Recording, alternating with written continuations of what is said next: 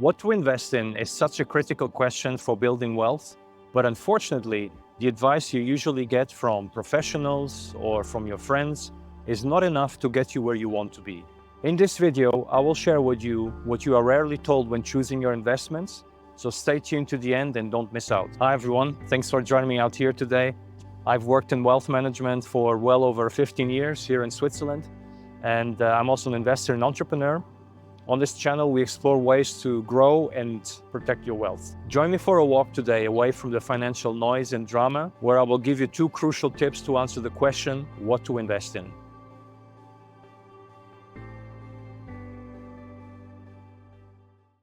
All right, so before we start, if you haven't subscribed already, it would really mean a lot to me if you could do that. And leave a comment down below. Just tell me where you're from. I love to hear, and I actually love to talk to people from all over the world. So if you wouldn't mind, just leave a comment saying, "Hey, I'm from so and so." Okay, very good. So let's dive into the question: what to invest in? When people usually ask this question, they get so many answers. Right? Everyone's got an opinion. Let's start with the friends. Usually, the friends will say something like, "You should invest in stocks, bonds, crypto, commodities, real estate," or some of them might say something a bit more exotic like art and wine and cars and Pokemon cards, right? That's also a good one.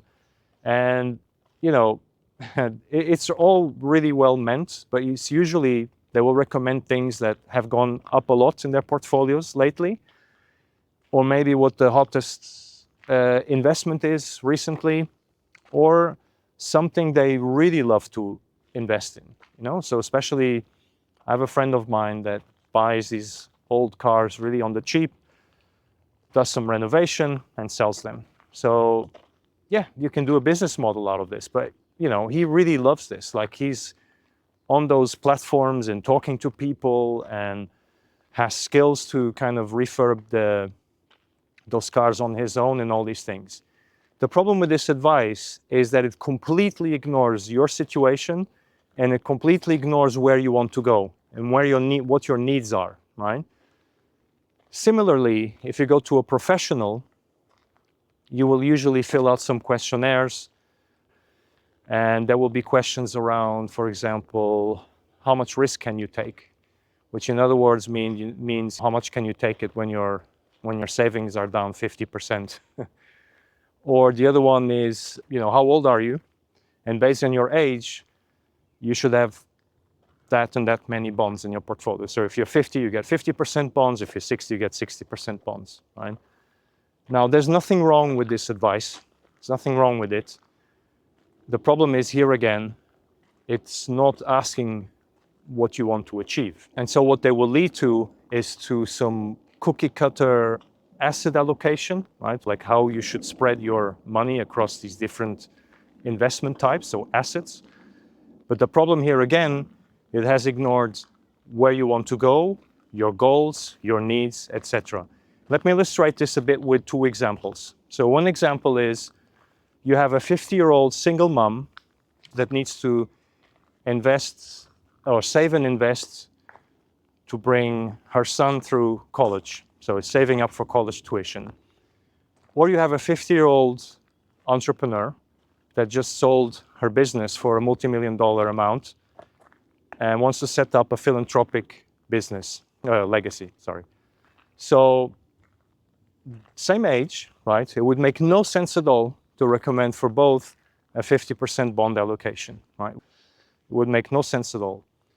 Let's take another example of somebody that has no hopes to retire if they don't invest aggressively today, right? But at the same time have replied that they cannot take any market fluctuations, right? That's the worst thing is, if the savings go up and down a lot, can't take it, can't sleep well at night. Also here, if you don't invest more aggressively and you have no hopes to retire in 10 years, let's say, then you're very likely not going to reach your goals, and you're going to set yourself up for disappointment. So the first exam question I would ask to force you to think differently about this question is, what do you want to achieve? What are your needs? And based on that, what do you need to invest in that has the highest chance of success of getting you there? Are you investing for growth? Are you investing for income? Are you investing for early retirement or retirement at all? Are you investing just for independence? All these things, right? And if you don't ask this question first, you're setting yourself up for disappointment. It's like giving vegetables to a carnivore or a steak to a vegetarian. Okay, so not sure if this was a good analogy, but I think you get the idea. Now, this might require some in-depth work, especially when you are someone that cannot sleep well at night with your investments, but you require to invest more aggressively. You might have to work on those fears. You might have to work with somebody to pick you up in the difficult moments. Whatever it may be, you know, it's something you need to work on. Once this is done, you have your asset allocation that will take you to your goal.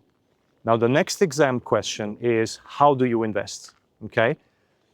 And if you're particularly interested in an asset class that you absolutely love, right, and you have enough funds, only then would I do individual picking. So is it something, you know, that gets you up early, you know, like 5 a.m, double shot espresso before going to work, analyzing the balance sheets 2 or 3 hours before you start your regular work? I did that a lot.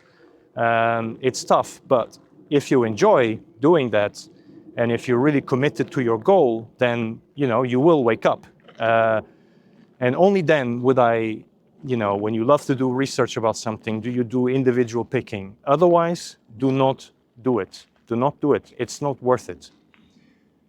You are much better off, if you don't like to research anything in particular, to just do a passive investment strategy, right? You just track the market returns, you buy an index fund, and you just ride the markets. You'll get over the long term a great performance, and all you have to do is not touch your investments when things get rough. And, you know, history has shown and proven time and time again that, you know, you will get the returns. So this is what I would do if you don't want to invest actively. I'll just go passive. Okay, so let's do a recap. So now you have a bit of a framework how to answer the question, what to invest in. So if somebody asks you, what do you invest in? The next time at the dinner table or, you know, when having a few drinks, you can say, well, I hope you don't say it this way when you're having drinks with your friends, but you get the idea. So what you say is, I invest in so-and-so assets with this mix because this has the highest chance of success of getting me to my goals and fulfilling my short and long-term needs. Because I love so-and-so asset class so much, I do research every day and I pick my stocks or my bonds or whatever individually.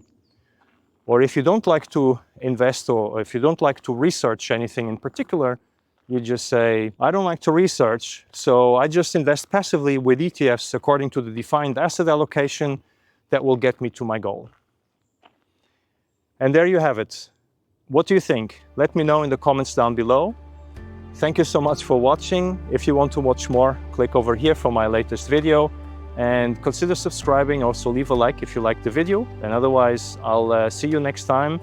Thank you very much for watching and take it easy. Bye-bye.